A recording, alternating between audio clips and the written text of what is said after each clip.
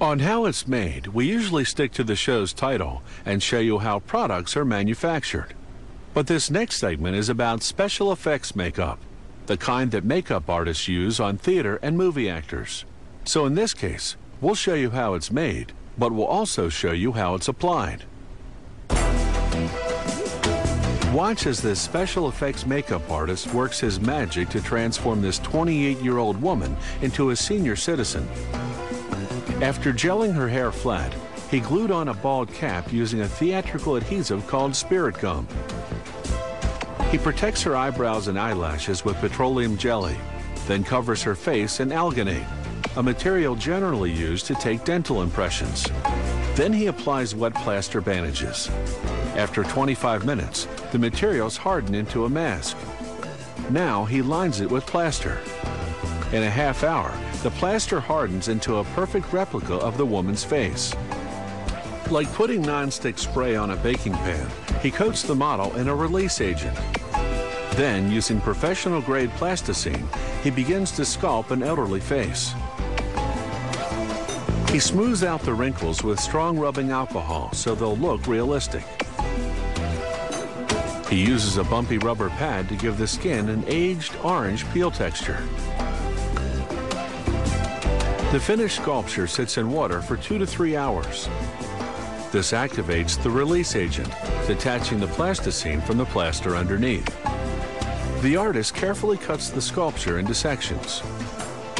The number of pieces varies with the size and complexity of the mask. Now he can start producing the mold he'll use to cast the elderly woman's face mask. First, he takes a thin plaster impression of each piece. Then he coats the impression in plaster to make the positive half of the mold. Once it hardens, he applies the plasticine piece to space the depth of the mold cavity. Then he coats that in plaster to create the negative half of the mold. When it hardens, he applies release agent to both mold cavities, pours in hot gelatin, then closes the mold. In a half hour, the gelatin hardens into a flexible replica of that particular piece of the plasticine sculpture. He implants synthetic hairs to create eyebrows. Now, using surgical glue, he begins to apply the pieces called prosthetics. He starts with the largest face piece first. It includes the nose, cheeks, neck, and upper lip. He cuts a hole in the chin area so that he can apply the chin piece. Now the lower lip. He cuts off the excess, then glues the edges of the chin piece to the large face piece.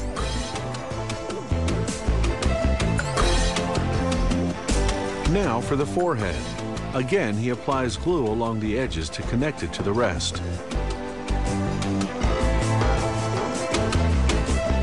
To age the eyes, he uses contact lenses. They create a ring around the iris, a typical feature of elderly eyes. Using tweezers, he applies eye bags, again gluing the edges to the rest of the mask. And finally, some wrinkly eyelids.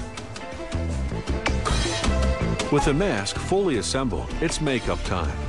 Using a toothbrush, the artist sprays it unevenly over the mask, then smudges it with his fingers. This technique creates a realistic look because the human face, aged skin especially, has color variations. Using a very thin brush, he accentuates some wrinkles by creating depth with a darker color. Now some freckles and age spots.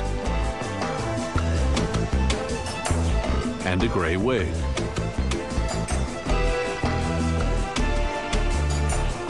And finally, just a bit of lip color because lips dull with age. All this takes an experienced makeup artist about a month of work. And such expertise doesn't come cheap.